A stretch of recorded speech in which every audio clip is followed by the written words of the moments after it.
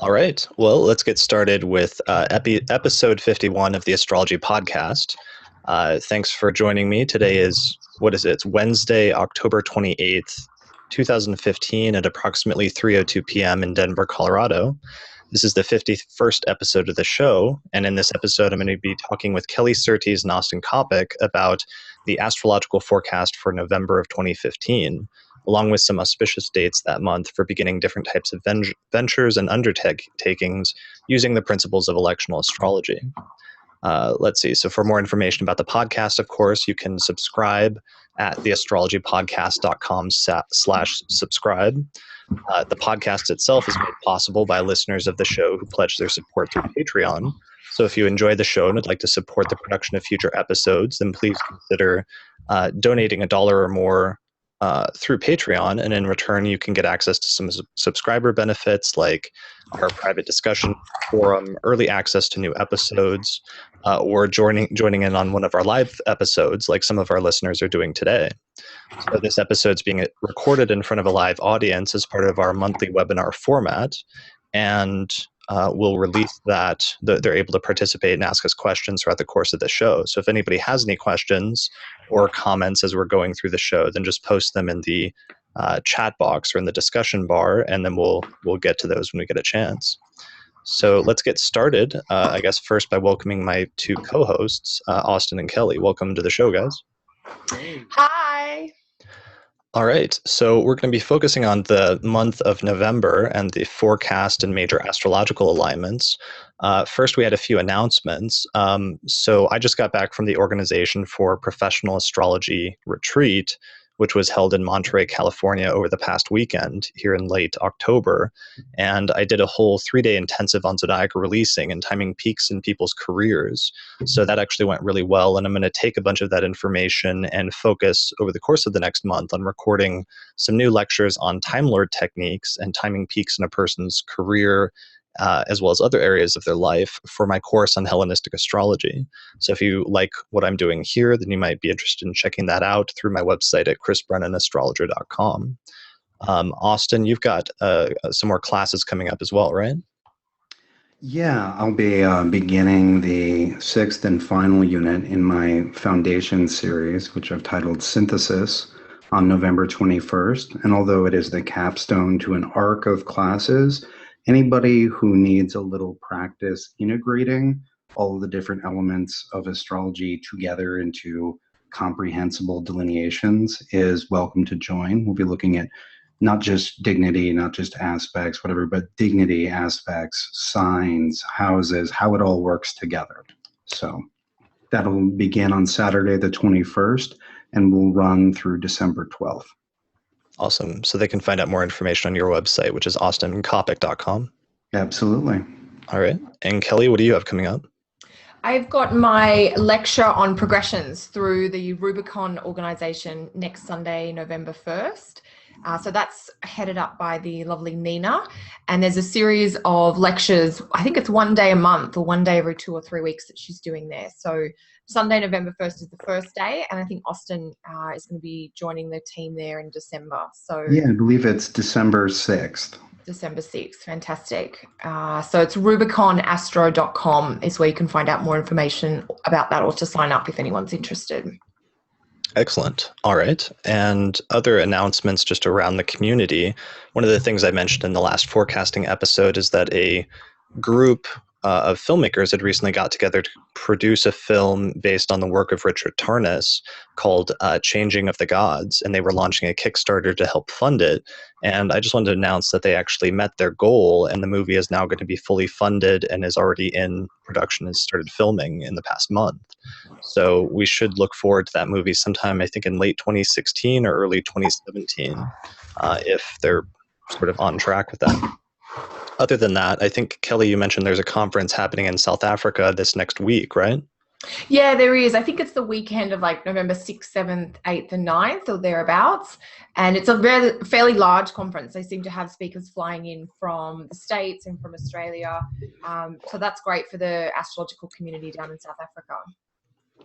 Definitely. So if anybody's in the area or either in South Africa or feels like flying in for a great conference, they should check that out. So, all right. So let's get on to our forecast and auspicious elections section for the month. What are some of the major themes coming up for the month of November, or major astrological alignments that that really stand out to you guys? Well, the first thing that comes to mind is the steady disappearance of planets from Virgo. October has been defined by an overabundance of planets in Virgo, and pretty early on in November we see Venus and then later Mars move into Libra. And not only does this sort of rejuggle where things are and the proportions, but it's interesting to me to see Venus moving into Libra, because it's Venus's first time back in one of the signs that she rules, where she is natural and powerful, since her summer retrograde, or I suppose for my southern hemisphere pals, the winter retrograde. The winter retrograde. Recent retrograde, right? And so that's interesting to me. And then Mars's movement into Libra is also very interesting, because it was actually in Libra that Mars went retrograde in 2014. So this is his first return to the sign that he retrograded in. And so these planets, Venus and Mars moving through Libra, have meaning which is a little bit more loaded, because due to reference to their cycles and what that means. Sure. So we had over the past few weeks, as you pointed out, we had the final completion of the Venus retrograde cycle once Venus got back into Virgo.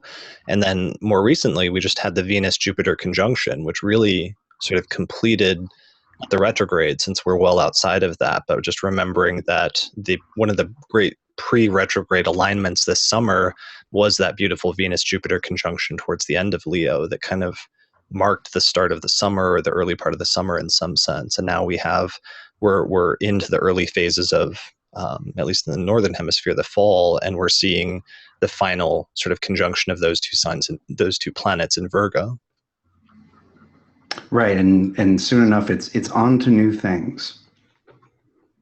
Yeah, I think it's really interesting with the planets moving into Libra. Sorry, we've just had Mercury there for 2 months, essentially September and October, and the Libra part of clients' charts or mundane charts and things like that have certainly been well activated in the last couple of years with that extended Mars retrograde and then the Mercury retrograde. So it looks like there's this potential for wrapping up, or that idea of on to new things, I guess, coming through very strongly in November as we get this cleanup through Libra. I think Venus is going to be potentially very helpful, or acting to kind of grease the wheels in Libra there.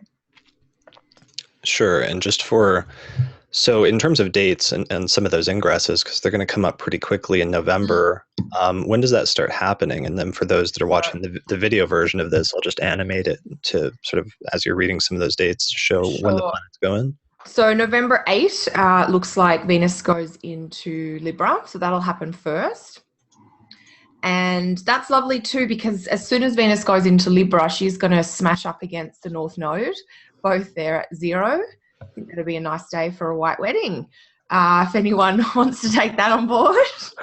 So that's lovely. I mean, our planet on the North Node is amplified, and we've got a beautiful, dignified Venus there right on the North Node. So that kind of November 8, it'll probably be November 9 in Australia. Beautiful conjunction there of Venus in the North Node. And then Mars will dip into Libra around the 12th of November. Slightly different kettle of fish there. Mars is not so happy in Libra, but it will, for certainly the first half of Mars's visit through Libra, it will be ruled by Venus in Libra as well. So very strong sort of perhaps feminine, or certainly Venus vibe coming through there. I had a few things I just wanted to add. One about Venus and North Node. In Vedic astrology, as well as in a lot of Western astrology, there are these planetary relationships where planets are thought to be inherently friendly or oppositional to each other. And what's interesting is in Vedic astrology, I believe the only, or at least there's a lot of Vedic astrology, right? But in the planetary friendship lists that I've been exposed to, the only planet which considers the north node a friend is actually Venus. And fascinating. So they consider there to be a special relationship between those two. So I thought that was interesting. And then, with Mars, I was saying earlier to Chris, it's, or as I was saying earlier about this being sort of not a repetition of Mars's retrograde last year, but a return to the same territory. If we look at what happened actually on the day of Mars's retrograde station last year, that was when Russia annexed the Crimea. And so it'd be very interesting, and this sort of shadow war with Ukraine started. And so I think it'll be very interesting to watch that region and look at how things are with Mars come back. I don't have any specific predictions for that, but it is worth noting that a lot of analysts think that Russia's move south into interference or action in Syria is in many ways an excuse to sort of draw down and kind of let's not talk about what happened in Ukraine, that it's sort of an excuse to withdraw. Right. And it's interesting. I'm just as I'm doing the animated wheel feature here, one of the things I'm noticing is November 11th and 12th, that the node ingresses or regresses back into Virgo, and like the same day Mars ingresses into Libra. Yeah, they do a little switcheroo. They cross over. So that's very interesting, especially given that it's starting a two-year transit of the North Node through Virgo itself, and for Mars, just a month or two in Libra. Yeah, I think it's a month. I think it's a year and a half. Or a year and a half for the nodes. Okay. About 18 months for the North Node through Virgo, and then Mars will be in Libra right up actually until early in the new year, January 3rd, 2016. So it's a slightly extended cycle because Mars will retrograde early in 2016 and it is just starting to slow down a little bit. So it's not retrograde in Libra this time around, but it's just hit the brakes a little bit, certainly not going at right. The shadow will begin at 23 Scorpio. Yes. Lovely. Yeah. So we're getting ready for that lovely Mars retrograde conjunct Saturn in Sagittarius period in the first 6 months of next year. Yes, that is going to be interesting. Yeah. It's one of those, it's going to be one of those where it's Mars in roughly the same 30 degrees almost the entire year. Certainly for the first sort of 7 or 8 months of it, for sure. Well, it doesn't go retrograde until towards the middle April. That's right. It's 8 Sag, and it goes all the way back to 23 Scorp.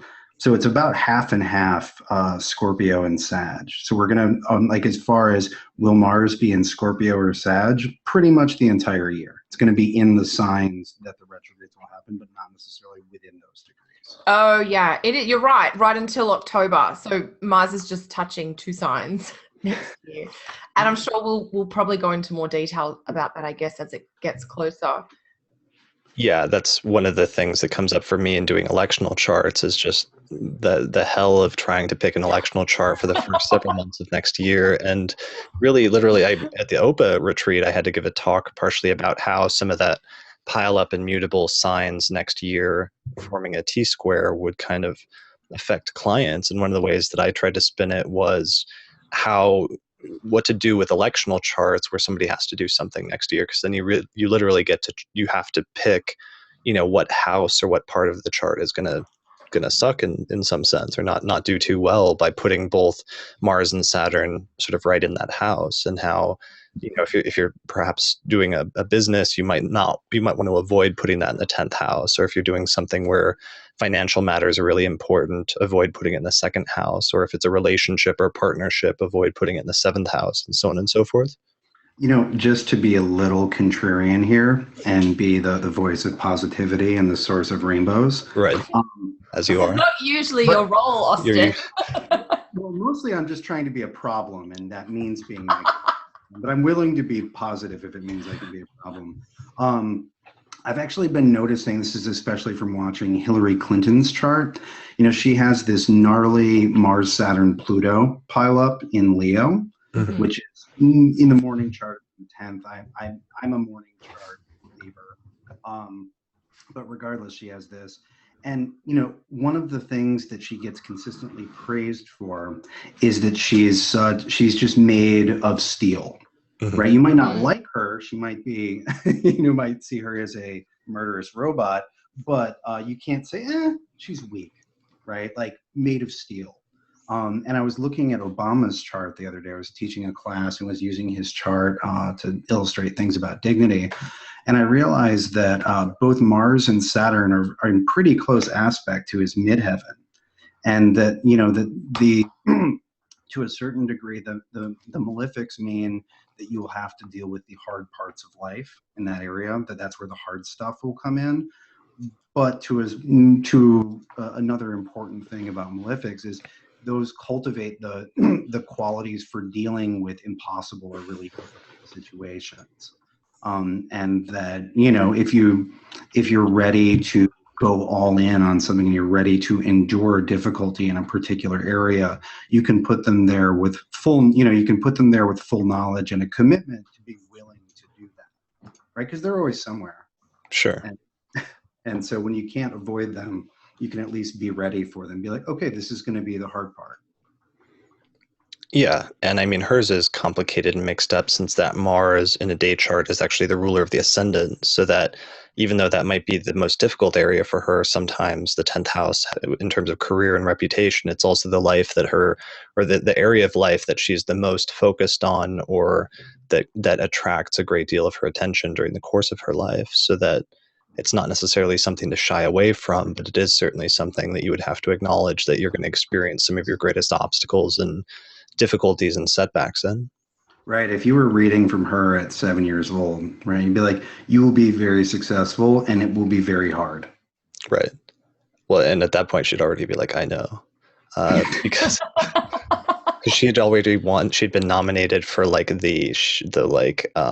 she'd been voted to be the, what was it? It was like the like the hall monitor or something like that. It was an elected position at her school, and she like won the election for that very early on in her life. It was one of the periods that Patrick and Watson and I researched when we were originally putting together our prediction of whether or not she would run in 2016. And we found the same period coming up in her chart back then that's coming up right now. Which, by the way, is totally being a prominent malefic. Nobody likes the hall monitor. Sure. Right. That's a good one.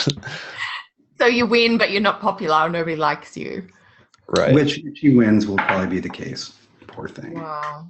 So, and this is a speculative time, of course, because this is assuming it is essentially the time that's exactly the opposite of what she's been giving some astrologers recently is the correct time.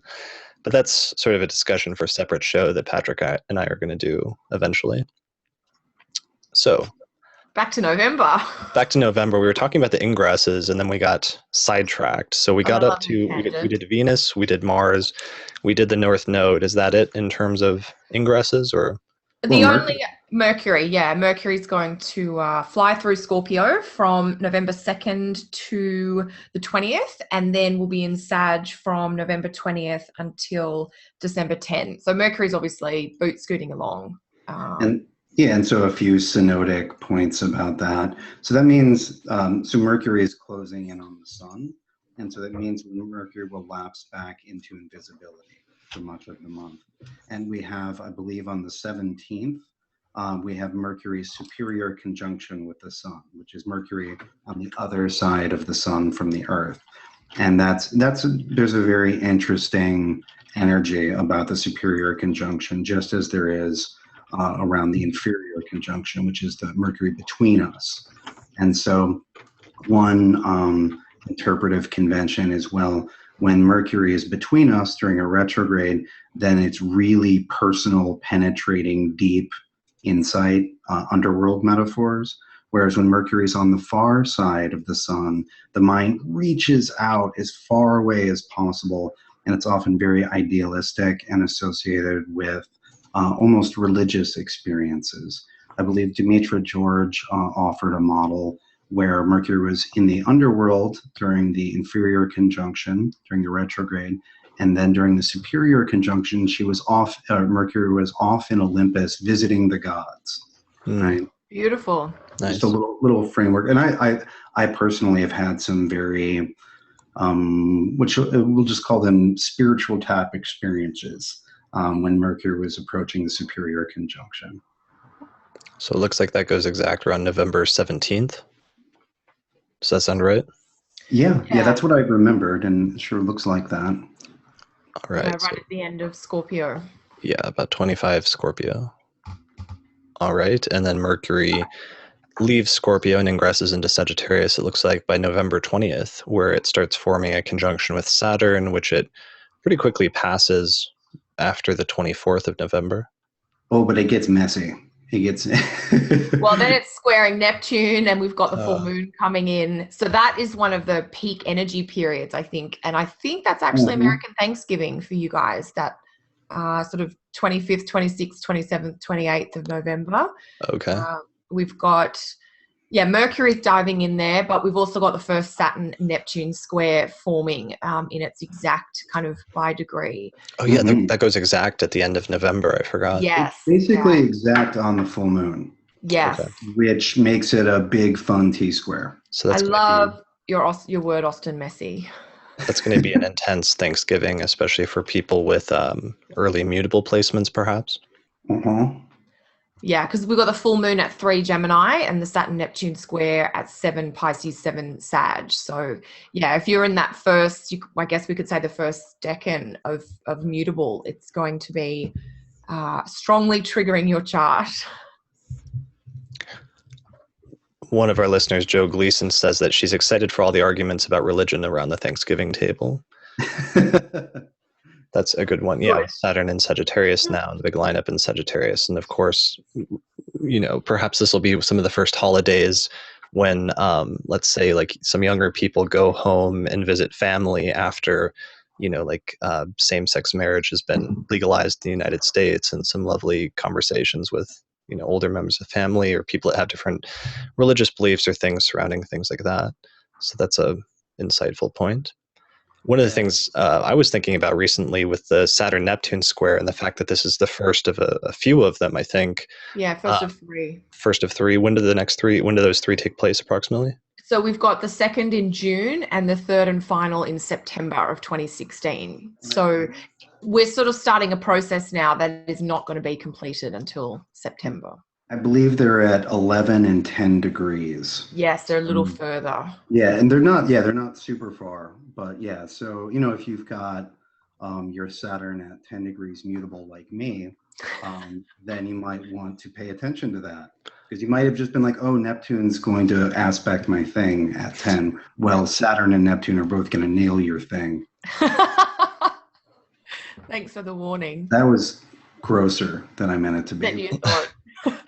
What were you going to say, Chris? One of the things that I was thinking about recently is just all of these, there's this whole array of companies that are getting lined up, and it's almost perfectly aligning with this series of Saturn-Neptune squares to release some of the first consumer level virtual reality headsets over the course of the next few months. There's just going to be this deluge of different companies all vying for control of releasing these more advanced virtual reality headsets and sort of like unleashing this as the new thing, upon the world, with Facebook having bought up one of the larger companies, the Oculus Rift. So that gives you some idea of perhaps the scope of like how big this is going to be, or what level they might be attempting to integrate it into certain things.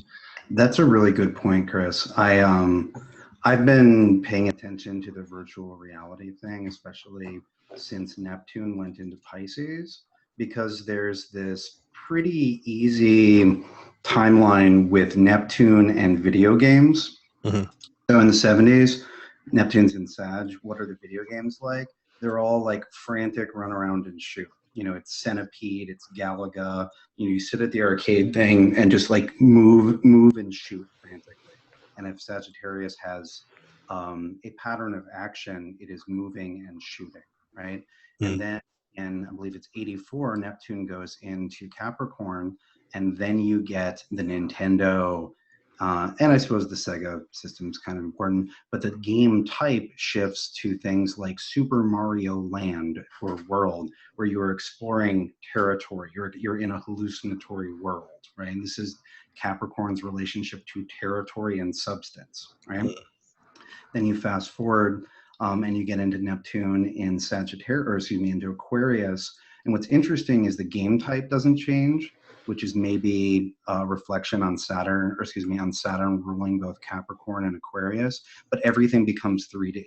It's the same games, but now everything is three-dimensional. Sure. And I was, as a gamer, I was watching Neptune go into Pisces, and saying, "Come on, where are my new games? Where's my radical shift in gaming?" And there's some other arguments we could make about that and the way games are distributed, but the big jump is to virtual reality. And although it will have implications for other media, it's video games that are going to be affected most immediately and dramatically. Sure. And so we have Saturn here concretizing this thing which people have been waiting to make happen, or waiting for when it's going to happen. Yeah, and it's just such a hilariously literal manifestation of like the basic symbolism that most astrologers associate with both, in terms of talking about like Saturn being about like reality and about like what's actually happening, and Neptune having this illusory quality and this otherworldly quality, or that's more intangible. And then what happens when you sort of combine the two, where you have a concrete reality that's sort of like illusory, and you end up having like a sort of virtual reality in some sense. Yeah, it really is. It's a nice jumping off point in terms of the theme, I guess, of the Saturn square Neptune, that idea of concretizing something that has been an ethereal idea or a vision or a dream. And I think that virtual reality is a great example that could be applied sort of in larger symbolism, which is about, I always think of Saturn to Neptune as manifesting or creating something that has previously only existed as a dream or a wish. And that idea of, having to really put your money where your mouth is. If you've always thought this dream would be fantastic, and then the opportunity comes up to live it or to manifest it, are you as into the real thing as you were when it was an abstract kind of idea or concept? Right. Absolutely. And that particular challenge will be magnified for those who were born with Saturn or Neptune in Sagittarius, which is basically like, I think it's 71 to 84 roughly. There's a little ingress regress on either side. But basically, if you are slightly too old to be a millennial, you probably have Neptune in Sagittarius. And so that means Saturn is going to be transiting by conjunction your natal Neptune, while these Saturn-Neptune configurations are happening in the sky. Yeah, that's a really good point in terms of it affecting especially that generation. And then, we have a bunch of people born slightly after that with those, the Saturn, Neptune, Uranus conjunctions in Capricorn and stuff like that. Yeah, that's the kids born around the late 80s and the early 90s. I say kids, showing off my age. One of my sisters is born in 1990, so yeah, she has that triple lineup. Okay. Well, yeah, so that's a big one, since that's hitting at the end of November, but it's in terms of outer planet cycles, that's probably one of the biggest ones of the month, I guess I would say, right? It's huge. It's arguably the biggest one of the whole year, to my mind. That's what we've got for outer planets, really. I mean, yeah. Mars is retrograde and this Saturn-Neptune thing, and that's most of the next year in terms of big, slow-moving objects. Okay. That's a good point. Yeah, that what we're kicking off this sort of month, slowing Mars and Saturn, Neptune, it's kind of like this is what we're dealing with for the next 12 months, basically. And perhaps instead of doing my elections chronologically like I usually do, I should do them. Oh yeah, yeah. I actually have a couple for around November 26th of a few months ago when I was writing the TMA column, and I was sort of desperately trying to come up with elections for November. For the month of November that were decent. One of the ones that I focused in on was, and some people might object to it, I mean, I'm relatively happy with it, but this is the election. So it takes place on November 26th of 2015. Let me go ahead and share the screen. So it takes place on November 26th of 2015. It has Gemini rising. So the ruler of the ascendant is Mercury, which is placed in Sagittarius in the 7th whole sign house. Mercury is separating from a conjunction with Saturn, and it's separating from a conjunction with the Sun. And it's also separating from a conjunction from a square with Neptune. So it's moving away from, it's the ruler of the ascendant. It's tied up very closely in that whole lovely combination of Saturn square Neptune, but it's moving away from it. So it's separating, which normally it's like, ideally, of course, if we had an ideal situation, we wouldn't necessarily want to place the ruler of the ascendant in that close of proximity to that sort of thing. But the fact that it's at least separating rather than applying means that it's something that's moving into the past rather than developing in the future. And what Mercury is doing and what it does have going for it is that it's actually exchanging signs in a mutual reception with Jupiter in a day chart, which is in Virgo in the fourth whole sign house. And Jupiter is actually overcoming through a superior sign-based square all of the Sagittarius planets that are in the seventh house, which is the Sun, Saturn, and Mercury. And it has reception. So it's actually strongly affirming the significations of all of those planets and what's called bonifying them, basically saying yes to what they want to signify and making what they want to signify more stable. This is even more so the case for Mercury because it's applying to Jupiter somewhat widely, but with a mutual reception. So on top of that, some people would question making a malefic angular. Usually one of the rules in electional astrology is you're supposed to avoid making the malefics angular because angular houses indicate prominence. And so you want to avoid putting challenging or difficult houses in prominent parts of the chart. This one's mitigated, though, because it's still a day chart. So this happens right before sunset. So it's still a day chart. And so Saturn is more constructive than it usually is because Saturn's more constructive by day. And it's also mitigated by that superior sign-based with reception square from Jupiter. So I'm not that worried about Saturn and making it angular. The other thing that the chart features is that the moon is in Gemini. This is just after the full moon in Gemini, and the moon is in the first house in Gemini, applying to a trine with Venus, which is in Libra at 20 degrees in the fifth house with Mars. And yeah, I think those are the core things. So this, go ahead. I was just going to say, it's such a pity you couldn't get the moon 2 degrees later in a really tight momentary menage with Jupiter and Venus. Because if you had the moon at looks like 20 degrees and 30 minutes, you would have the moon very briefly between the rays of Jupiter and Venus, which would be lovely, but you would have to pick a different ascendant and rearrange the chart. Yeah, it's like you could try to delay it and make the ascendant a little bit later and see if that would move the moon forward. But what you would do is make it a night chart. And then all of a sudden you definitely want to avoid this election if this is a night chart with Saturn in the seventh house, because that would then make a much more difficult Saturn the most challenging planet in the chart and make it much more prominent. So this election is unique in that it has a very tight time window. And if you can't fit the election within that time window, then you don't do it. And so the election is set for about 4:25 p.m. or basically just before sunset. So you have to do it before the sun hits the descendant at 4 degrees of Sagittarius. But you have to do it after the ascendant moves into Gemini. So you only have like a few degree window of like 4 degrees of the ascendant moving through the first 4 degrees of Gemini to do the election. So, Chris, what would you use this for? So it highlights all 4 of the angular houses, but the 2 that it highlights the most are the 7th and the 4th. So I do think that you could use it for partnership and that it would be an okay, especially for a sort of business partnership, because the ruler of the 7th is also the ruler of the 10th. And then you have the ruler of the ascendant applying to a square with reception. So a very softened sort of constructive square with the ruler of the first.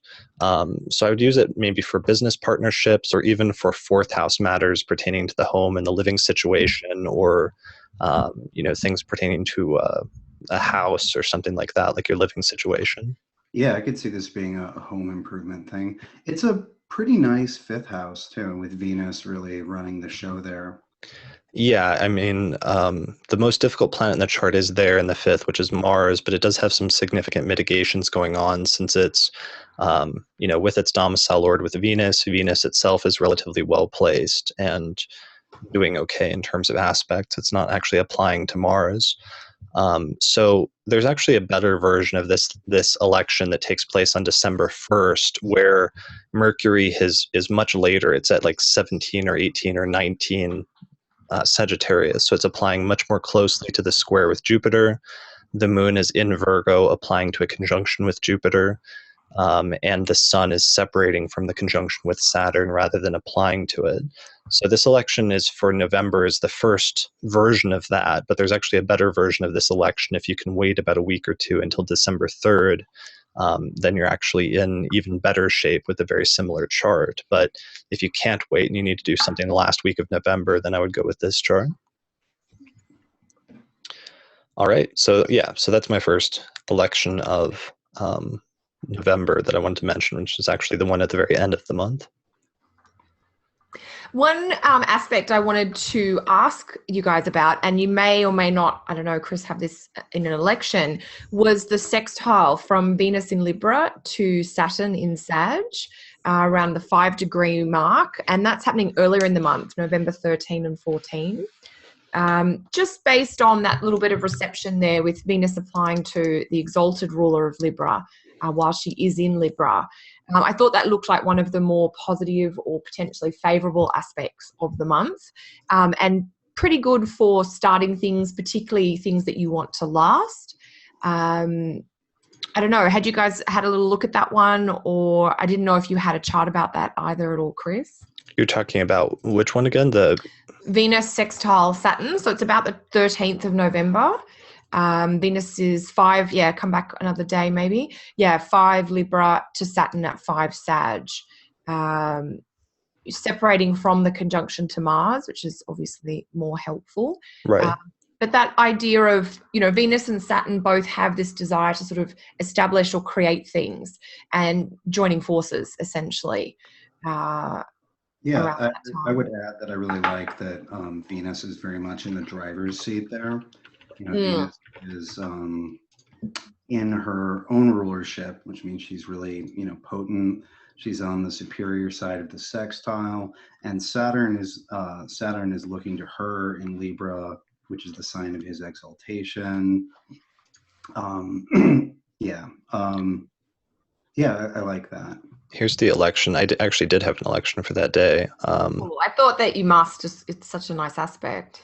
Yeah, here it is. So it's one of the charts now that it's actually the very first day that Mars gets out of Virgo. I was very happy because I could finally use a chart where Saturn is the ruler of the ascendant, because I was having major problems doing that while Mars is in Virgo, because then it's in the 10th sign relative to Sagittarius and relative to Saturn. So it's overcoming it through a superior sign-based square as long as Mars is in Virgo. But literally the day that that's no longer the case, it opens up this period of some great Saturn and Sagittarius elections, especially with Aquarius rising.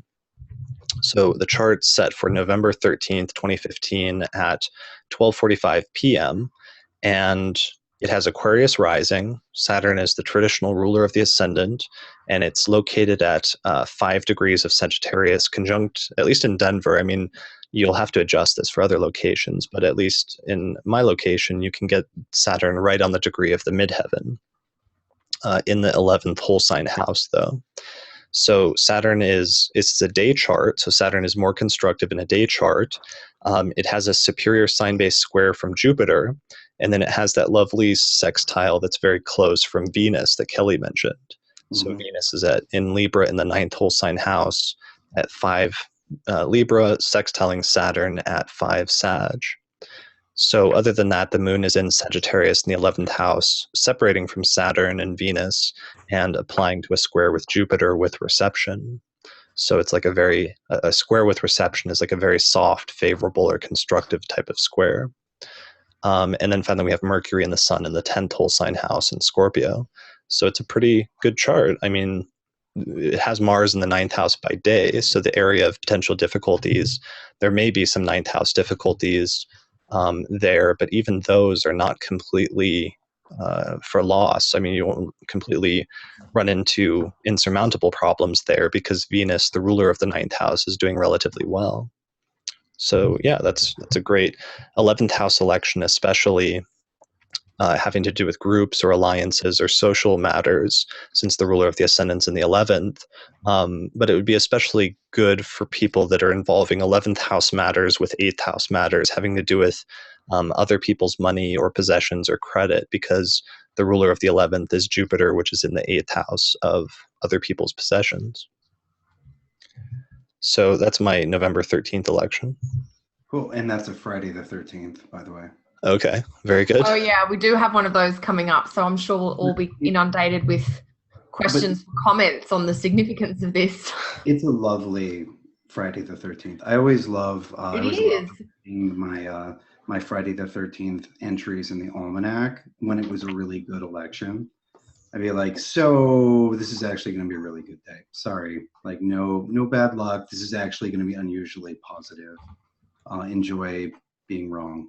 One thing that your this talk about reception brought up that I think is pretty important, or at least important enough to talk about, is that when Mercury goes into Scorpio, he's going to have a fun mutual reception with Mars and Virgo. Yeah. Right? And so they don't complete an aspect. They don't complete an aspect well in those signs, but just being in sextile signs and having one be the ruler of the other is pretty nice, and when we look at what can Mars and Mercury do together, they can engineer things. Mars Mercury stuff is something you see with a lot of people who have a constructive engineering type intelligence. And so even though we may not do that for a living, we all have stuff to build, put together a project, or settle on some plans for doing. This is a nice combination for that. And then when Mercury moves into Sagittarius, that sets him up for a mutual reception with Jupiter in Virgo, which you mentioned in one of the earlier elections, Chris.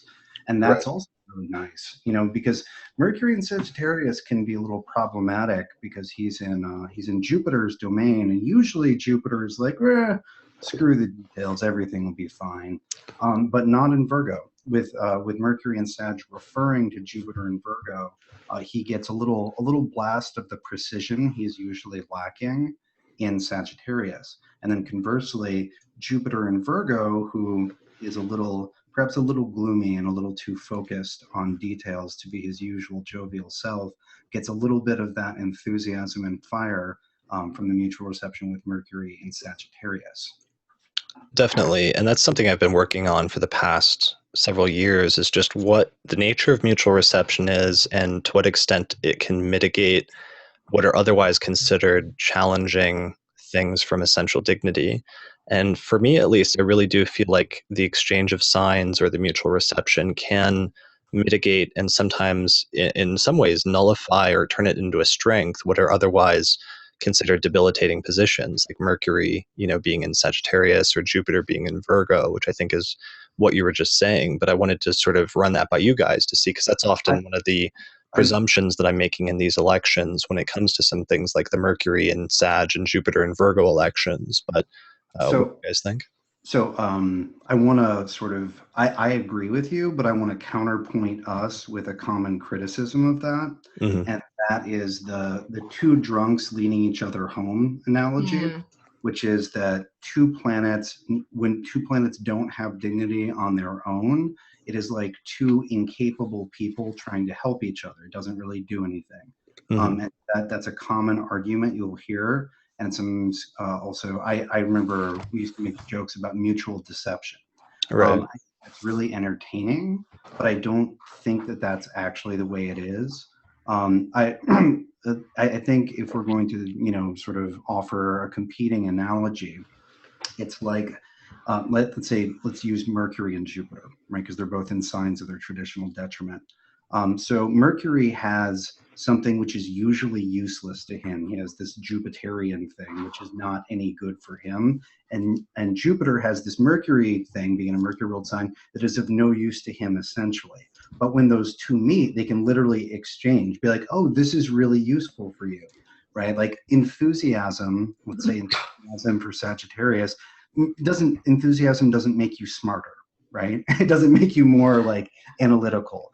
And so Mercury's got this enthusiasm that's not doing him much good. And Jupiter has this really amazing capacity for fault finding, which doesn't do Jupiter any good. But when they can connect, they can offer to each other that thing which they don't need, but which the other needs desperately.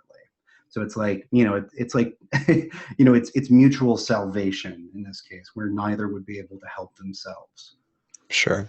Yeah. And I mean, that makes more sense to me. The idea that instead of just being completely debilitated people that are like attempting not very well to help each other out, that they're two people not in great circumstances, that if it was just one of them in not great circumstances, then he's not going to be doing so well. But if you have two people that are depending on each other, even though they're not in great circumstances, that they might be more helpful to each other than they would be otherwise because they have some interest in helping each other out. And that point of mutual interest and mutual support, I think, becomes where the strength comes from. Yeah, just to fill out my analogy a little bit, this is coming to me. This is not something I prepared. So let's say Jupiter in Virgo has like a really awesome computer, but that doesn't really help him with his central struggles to find meaning in the world and and philosophize and such. And Mercury in Virgo has this really, or excuse me, goddamn it, Mercury in Sagittarius has like this extensive collection of hymnals and religious writing, which doesn't help him with any of his technical procedures. But when they're connected, Jupiter can connect to this, this awesome collection of religious writings, and Mercury gets Jupiter's computer, and so they can both do their own work. Sure, that makes sense. Yeah, like the little analogy, one man's trash is another man's treasure. Yes, yeah. And I think what you were saying there too, Chris, I think that's really true. The idea that when you're a little bit down on your luck, or when a planet is a little bit down on its luck, it's more open to engaging in things that it might otherwise walk by, because it's aware of how much it needs or how much it could be benefited. So it's sort of doing what it can. And I think that's really helpful to keep in mind, that these ideas of the detriment or what have you are not absolutes, and that people will find a way to function with them. And so having these sort of working analogies, it's not great, but it's going to be compensated for through, that's where the act or the power, I think, of free will comes from, is that, you can override what might be a default challenge through your own efforts or through your own actions. Yeah, and I think sometimes modern astrologers in the 20th century would criticize the concept of dignity or detriment or exaltation or fall, they would point to instances where, here's somebody that has Mercury in Pisces, but they, were a great poet or something like that, or they did very well, or what have you. And it's oftentimes when you see mitigations like reception or mutual reception or something like that, that there is a technical reason why that planet is more high functioning than it might be otherwise. And that's not to say that the person doesn't run into some challenges in that area, but oftentimes, certainly that element of free will or of having some volition to make things better is relevant, but also sometimes the chart itself has certain technical things built in to tell you when they're going to be able to overcome certain struggles or challenges or obstacles versus when they might not be able to. That's so right. Absolutely. And I want to add one more thing to that. I just got done teaching a 4-week class on traditional dignities. And as so often happens when you teach, you end up learning things. And what I really noticed was how much the minor dignities, or those which are pretty much absent from the 20th century, triplicity, bound, and face, really changed the nature of what might be otherwise sort of one-sided or oversimplified detriment or fall delineations. So, for example, when Jupiter, what degree is Jupiter at towards the end of the month? Is it all the way to 20? Yeah, so that's the point about Jupiter this November, is it's in its own terms or bounds, starting the 3rd of November. Right, and it's actually going to be there for months and months and months because it's slowing for the retrograde. Furthermore, Mercury is actually in his own face or decan for the first 10 degrees of Sagittarius, which is where he is in all these charts. Yeah. And so, the different dignities, have these metaphors where, if you're, if you're in your own domicile, you're the king or queen of your castle, you're totally in charge. You don't have to be totally in charge to get some business done. Simply having, one of the analogies I use for terms is you have a room in that house. You're not the ruler of the castle, but you have your own little room where you're sovereign, right? Like you're a renter, right? But you can do your work in that room. And these sort of disastrously negative interpretations are usually based on the idea that there's nothing about the situation which can be turned to one's advantage. And really taking into account not like mitigating factors such as Chris was discussing, but also if you're going to use dignity, use all of the dignities, right? Like if either it's sort of like it's one of these cases where a little bit of knowledge can be dangerous, where if you only know about rulership and detriment, you're way over polarizing things. Right. Or if you only know about benefic and malefic, but you don't know about sect, for example, is another example. Yeah. So in the last point to top off this extended digression about dignity and the nature of fundamental things in astrology is just that, the fundamental idea underlying dignity is the idea of planets having some familiarity with that spot in the zodiac, and some it's often termed as affinity in modern astrology, which sometimes traditional astrologers push back on, but I don't think it's actually necessary to fully push back on the idea that affinity is part of what the dignity concepts are placed on, or that the rulership ideas are placed on, because there's this idea in ancient astrology where a planet that has affinity or familiarity with a certain place is going to express its own significations more naturally and more successfully. And I think just going back to this whole mutual reception between Mercury and Jupiter, that's part of what allows two planets that otherwise might be having a harder time in those signs to do better, is the fact that when both of them are in that condition and both of them are exchanging places and supporting each other in some way, that it creates a sort of artificial sense of familiarity, even though those are signs that those two planets don't otherwise have much to do with. So literally staying at a friend's house. Right. And both of you are staying at each other's houses, that neither of you really wants to mess up the other's house. Right. When you can call and be like, the internet's not working. And they're like, oh, you just got to do this thing. Yeah. Here's the password. Right. You have access to somebody who knows that like the back of their hand. Right. Exactly. All right, so let's get back to the forecast. So what are some other things? One of the things I wanted to mention that was connected to our last month's episode, and everybody actually, by the way, I meant to tell you guys, especially at the Oprah retreat, people are talking about the Saturn and Sagittarius episode that we did and like really loving it. So evidently a lot of people really enjoyed that episode. One of the things that occurred in the news in the past month that I thought was really funny and really sort of an extension of some of the things that we talked about in the Saturn and Sagittarius episode that I didn't fully consider, and I don't know if we fully thought of, but perfectly makes sense in context of what we were saying, was a couple of pieces of news that had to do with NASA and with sort of outer space in general. One of them was NASA announcing the discovery of what were essentially like water geysers on Mars, which has heightened speculation leading towards the potential for sort of life to exist on another planet, or that it could have existed at some point in the past, and it just in the form of like microbial sort of life.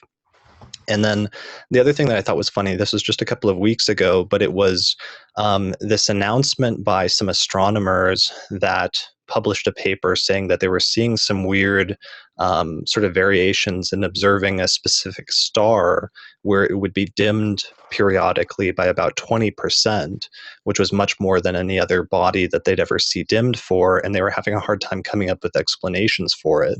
And so one of the explanations that they actually said was a possibility that had to be considered was that there was an artificial sort of structure that had been built around the star that might fit the concept of what some science fiction or what some scientific authors had hypothesized as a possibility called a Dyson sphere, which is where you build a huge structure around a star in order to basically capture the full energy output of that star. And this raised all sorts of questions about, is this confirming like the existence of an extraterrestrial civilization? And what does this mean if it's true and everything else? And even if that doesn't turn out to be true, or if it turns out to be a natural phenomenon or something else, I thought it really fascinating that within the first month or two of Saturn going fully back into Sagittarius, we have these two sort of big news stories where they're talking about, things that are foreign, which is one of the classic Sagittarius type matters that pertain to foreign people or foreign places. But in this case, it's actually referring to literally like extraterrestrials or like aliens, foreign species rather than just, foreign lands.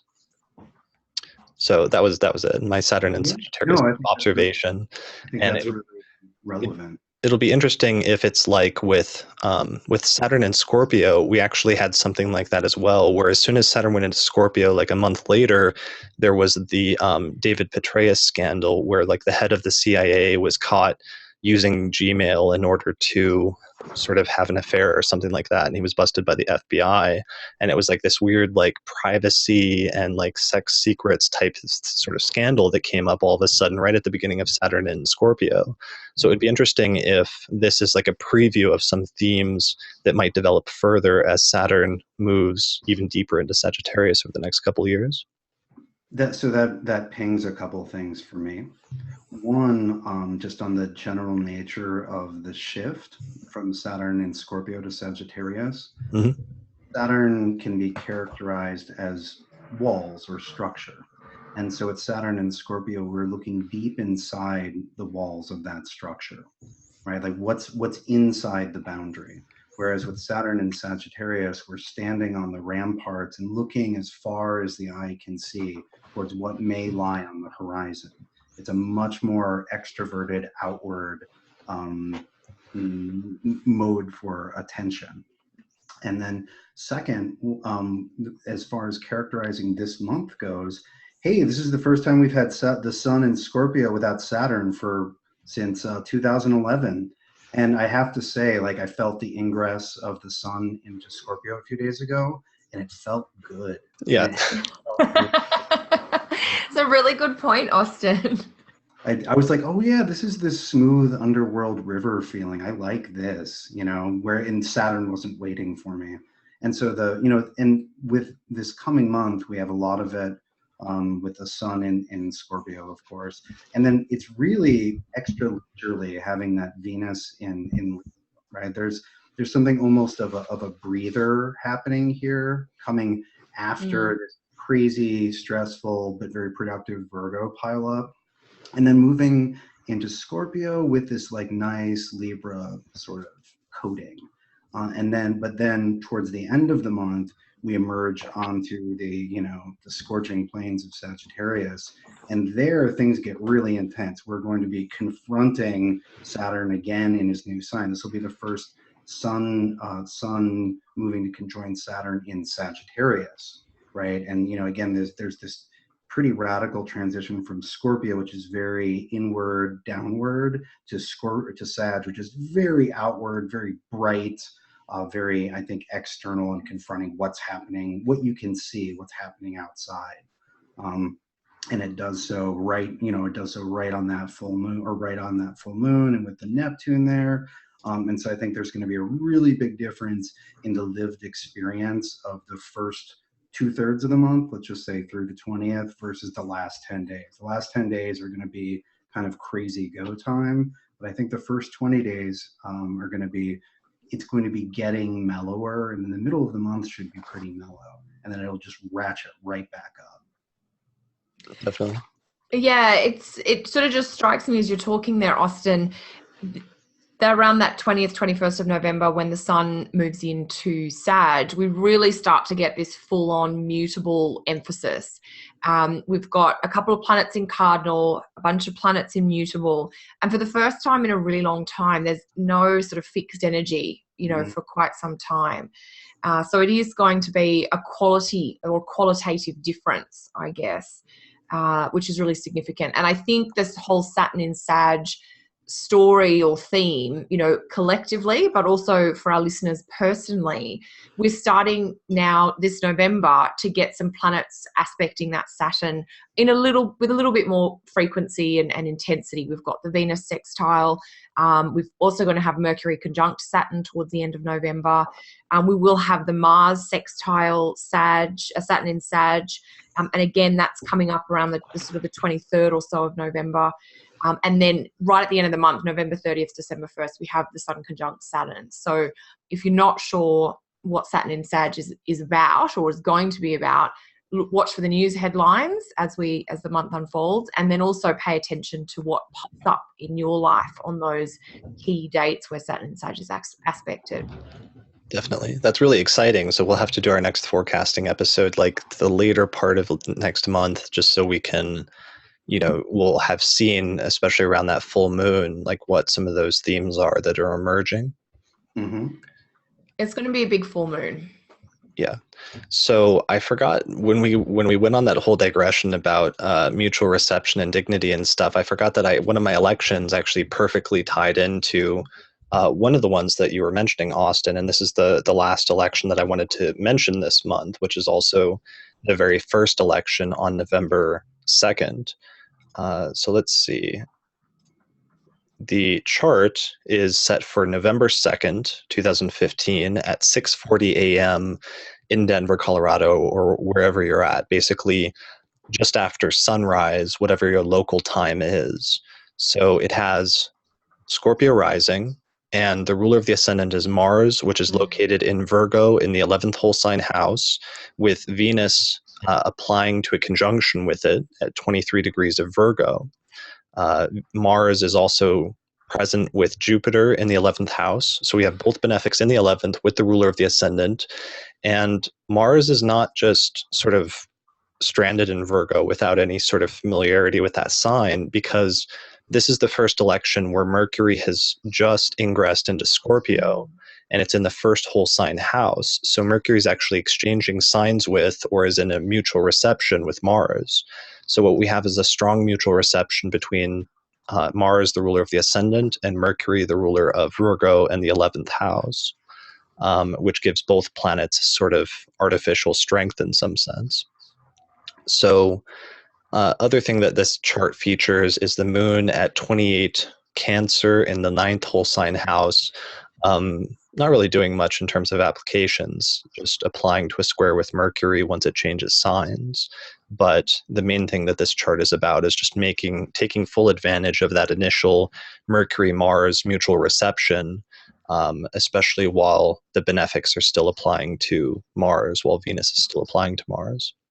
Well, and I would just add that for those who are concerned about a moon that some might term void of course, because the moon is at 28 degrees of Cancer, one of the mitigating factors for the moon being able to conduct business, even if she is void of course, is being in her own sign, right? And so she's here in Cancer. Not only is she in Cancer, but she's often considered to be the ruler of that last decan of Cancer. So there are multiple stacks of dignity on her.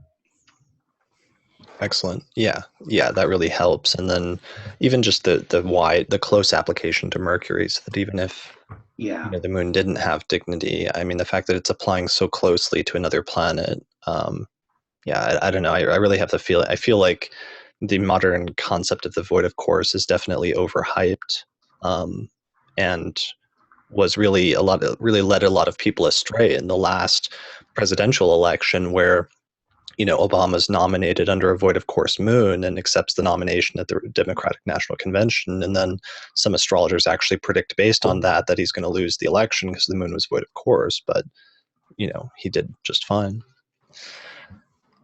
And that really comes down to the different definitions of void of course, right? That some define it just by a period of space that's empty, some to the end of the sign, because that's some of the information that's been coming out more recently, is it's not as simple as the definition that has sort of been adopted in the modern realm, I guess. Yeah, exactly. And I think we've talked about that sort of before at different points in the past, but just, that there's three different definitions of void of course, and The modern definition is not necessarily the only one, or some people would argue the best one. So that's something I guess people can listen back to past episodes where we've talked about that extensively for more on that. Okay, so I think those are the core elections. I mean, there's several different elections that you can kind of pull from some of the ones that I just pointed out. But essentially, those are the 4 core elections that I wanted to highlight this month. And there's some variations where you can use different ones of those on other dates, but I think those are probably the best dates to focus on. All right. So are there other major alignments or other forecast type things that we wanted to mention for this month? Well, okay, there is one thing which we haven't talked about. And then there's another thing which I think we could give a little bit more attention to.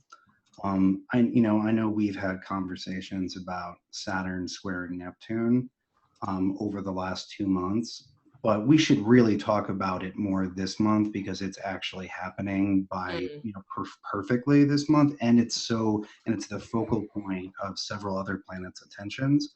So there's that. But before we do that, it's worth noting that although Venus is very happy for most of the time that she's in Libra, she does have to square Pluto, or excuse me, she does have to square Pluto and then oppose Uranus with no aspects intervening. And that is right. That just happens to be right when everything else is heating up. I believe that is the 20th through the 23rd. The 20th when she squares Pluto, and then the 23rd when she opposes Uranus.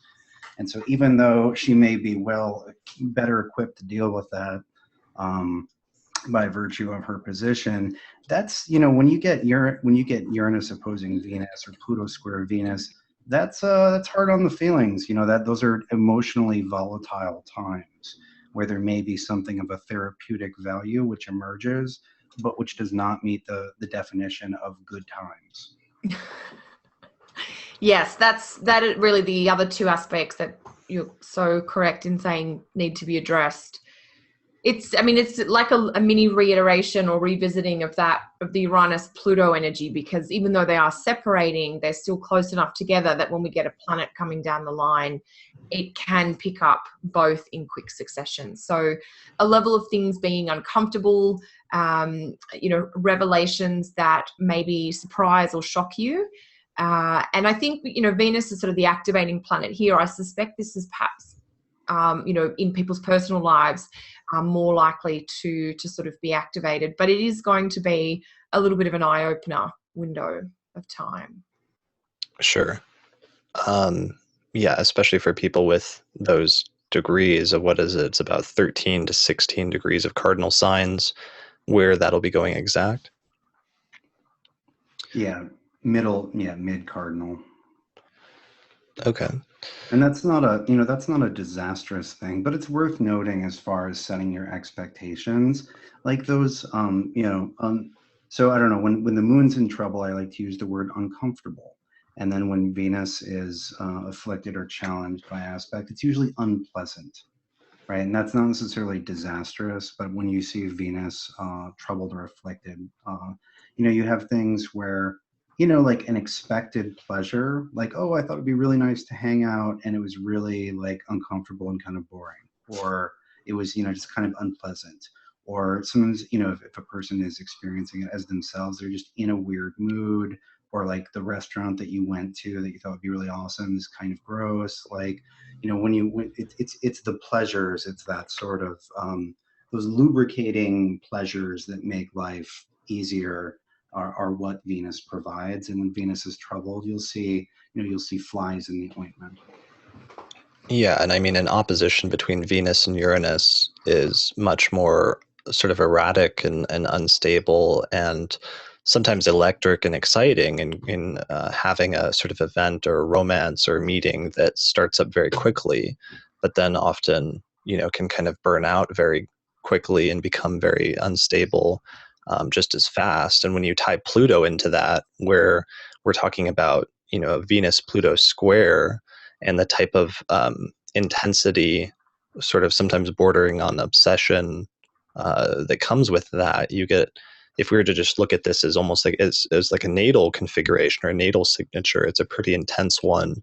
in terms of relationships in general.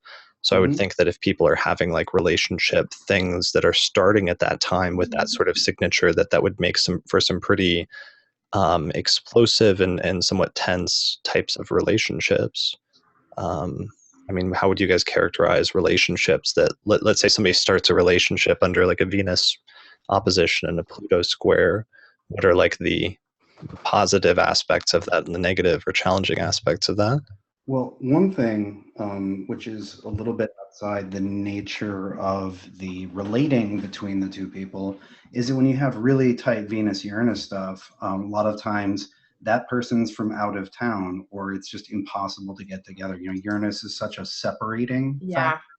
And so while Venus is trying to unite, or often with Uranus-Venus configurations, there's often just something. Sometimes it's something out of either person's control. Which makes it not possible to come together. And then, or sometimes it works better when it's not coming together. I mean, I've seen a lot of people that do like online relationships that like work really well when they're distance relationships that are sort of far apart or happening through technology or communication. But then when you try and bring them together into a normal conventional setting, they sort of don't work out, or things fall apart. Yeah, well, you get the other side of Uranus, which is that explosive side.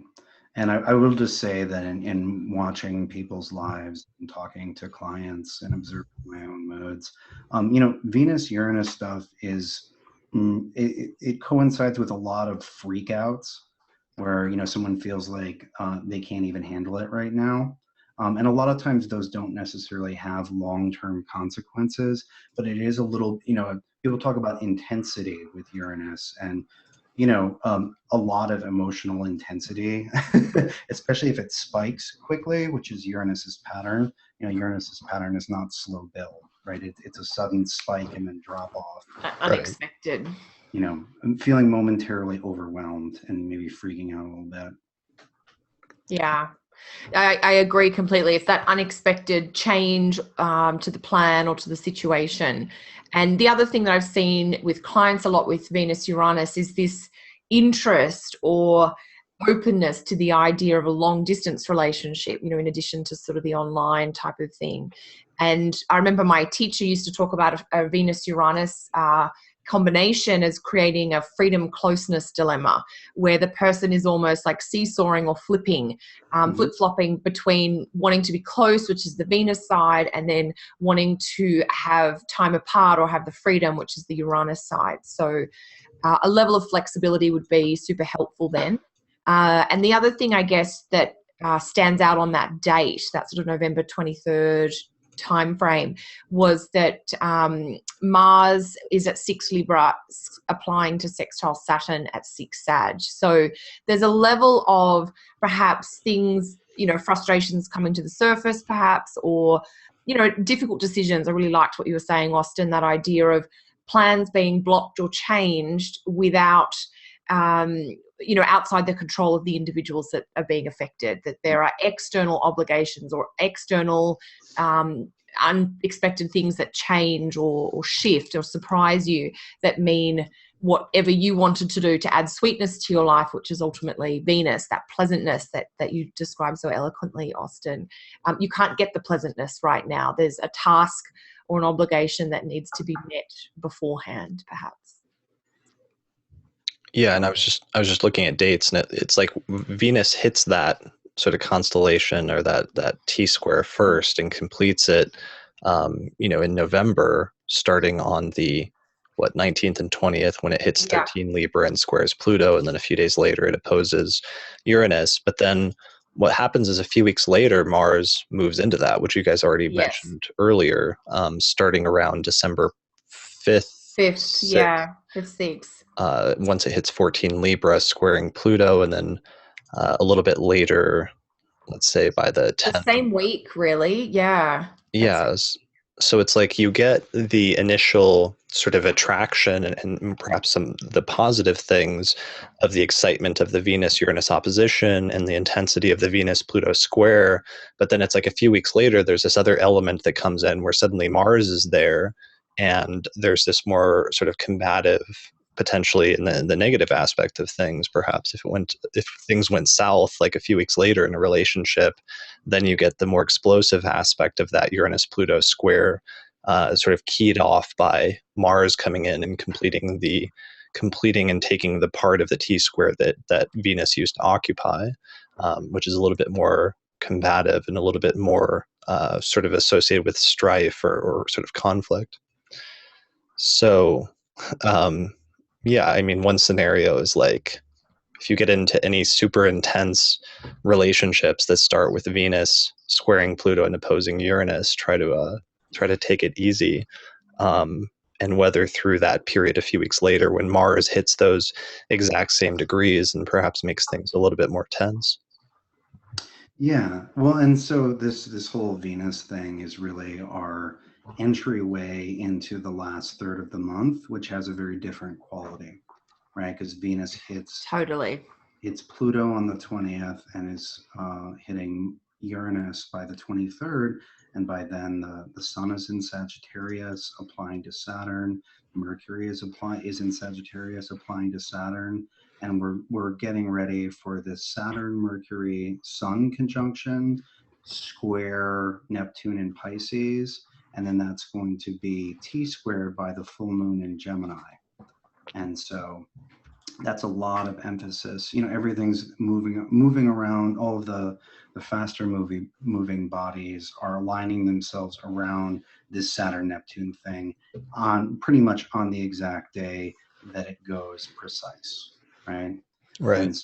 And, you know, to a certain degree, Mercury and the Sun and the Moon are all going to be vibing off of or taking cues from these slow-moving bodies, which have been setting up this square since the beginning of 2015.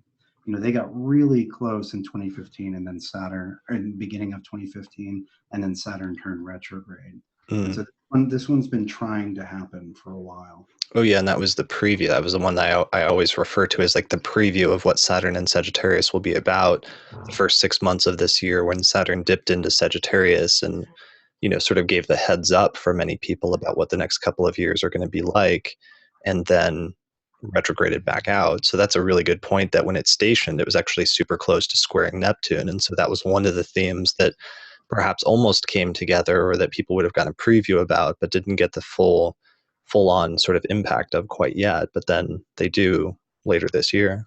Yeah, I did a bunch of readings during that period of time where the central issue was quite obviously the brewing Saturn-Neptune square.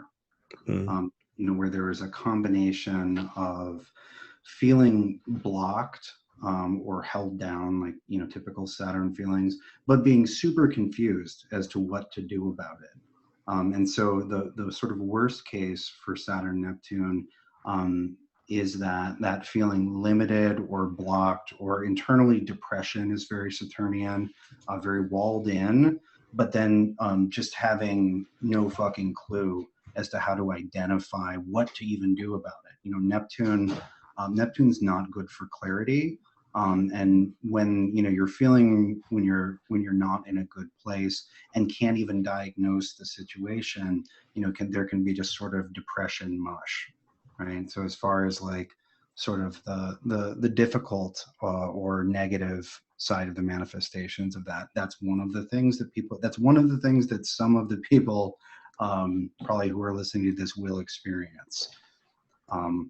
And one, just to go off on that a little bit more, if you do happen to be one of those folks, it's really important not to make the mistake in thinking that in some forms of Buddhism they call eternalizing, right? Which is this is the way it is. I'm never listening to the press. Like, no, that might be the way it is for a week or two, right? That might be totally the truth, but there's this temptation to be like, oh, this is how it is. I suck and I can't do anything and I can't figure anything out. And that's not the case, at least not the case for more than a week or two. Yeah, it's a good point though, Austin, because you see that a lot in client work, this feeling of dread that because it's hard now, or because there's a lack of clarity right now, or because they've had a failure in the, you know, right now, there's this sense of they will then become permanent states of being going forward. And the Saturn-Neptune square, this first hit at 7 Sag, 7 Pisces, it's in play for about a week, from about the 25th of November until sort of the 2nd or 3rd of December. So it's not a huge amount of time, but it might be a particular period of time where that feeling of the Neptune fog has kind of descended, either literally in your life with some issue or problem coming up that makes movement or progress difficult, or internally in terms of your own spirit, that sense of your judgment being clouded or your ability to see a path forward. And I always think that imagery of a fog, like driving on a foggy night on a road, is a great one for Neptune. Because how do you get through? How do you get down the mountain if you're driving, through the foggy road? Well, you go slower, and you almost have to take it inch by inch rather than, kilometer by kilometer or mile by mile. You have to go a little slower, and that's the pace of Neptune is much slower than perhaps modern life encourages. And so you can get there, and you can get there safely. You just may not be able to go quite at the speed or have the level of progress or pace or intensity that you might like. I love that, and I love your answer to that, because I was like, oh, going down a mountain road on a foggy night, like I'm thinking of car crashes, on the side of the mountain. There are potentially dire consequences to this, and then the answer is really simple. It just goes slower. Just go slower. And I think that although the answer is simple, one of the difficulties accepting that answer that's going to come out of this configuration is that planets in Sagittarius like going fast. They like building, literally, when we have Saturn in Sagittarius, we like build rocket ships and vehicles that go faster. We really got intercontinental ballistic missiles going during Saturn and Sag in the late 50s. It's all about fast. And then that first decan of Sag in my research is even more about speed. There's a tarot card which is built out of some of the meanings, and that card is simply called swiftness. Right, it's just speed. Right, it's not like not a virtue or a situation. It's just fast. And so with Saturn in fast, right, you feel compelled or obligated, or circumstances may compel or obligate us to go faster than is safe or wise. And in external circumstances, sometimes you can't do anything about it. But in a lot of cases, that drive, even if it seems external, is based on your own decisions, and you can be like, it's not going to kill me to wait a week to do X or Y, and taking off the pressure to make progress when you're kind of confused is important, because if we go back to the analogy of traveling amidst a fog at night. It's very easy to start going in the wrong direction, especially if it's not one highway. And often it's better to go really slowly in the right direction than to go super fast in the wrong direction. It's so true, Austin, so true. Because you're right, if you're driving and it's foggy, you can miss the turn, or you can think you've come up to your turn before you've got to it. So, and I think that's part of the reason why people struggle a lot with Neptune, collectively or in modern life, is that it is about holding steady or just really dialing down that pace for that time frame. And if you can, it takes great sort of self-awareness to say, I'm a bit confused right now, and rather than making the wrong decision, as you said, I'm just going to hold and delay or take a little bit more time. Really, you want to feel your way, and that's the very end of November, I think, with that first Saturn-Neptune peaking, essentially. Excellent.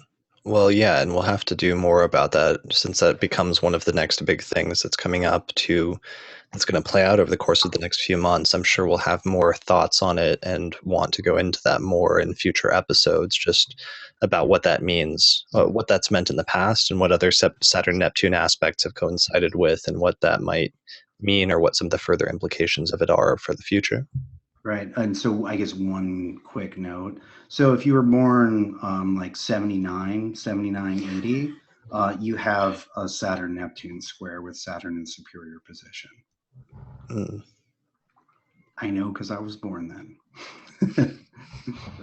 That's a good point. And so this is the same thing because Saturn's in the superior position from Sagittarius, squaring Neptune in Pisces.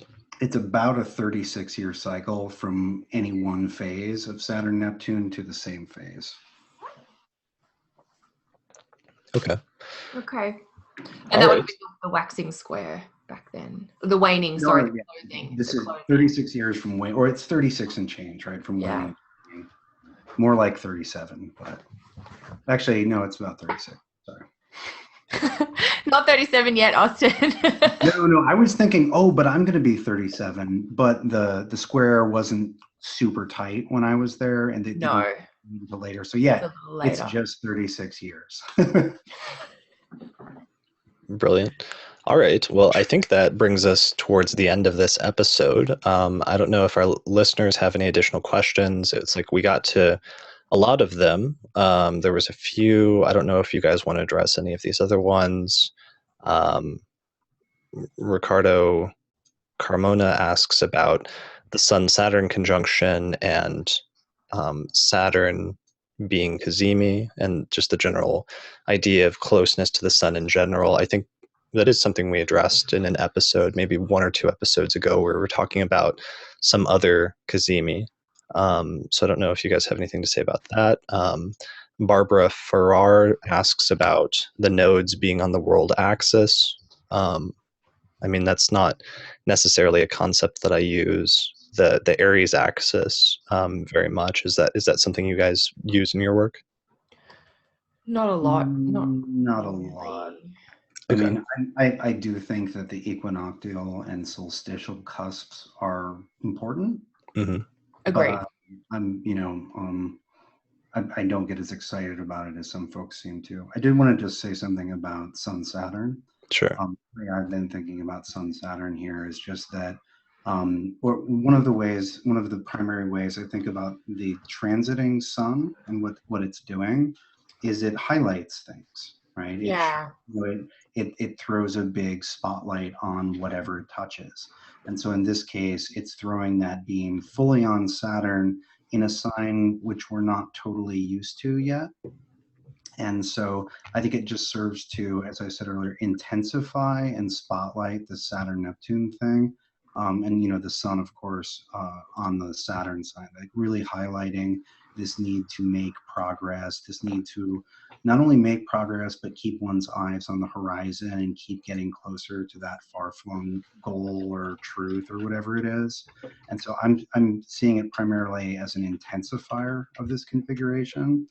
I will say that we have this special aspect doctrine around the sun where planets are considered to be damaged when they're really close to the sun. They're combust, or they're under the beams and then they're combust. But my experience with these transiting conditions when the sun closes in on Saturn every year is it feels a whole lot more Saturnian than it does solar. It doesn't feel like the sun is running the show.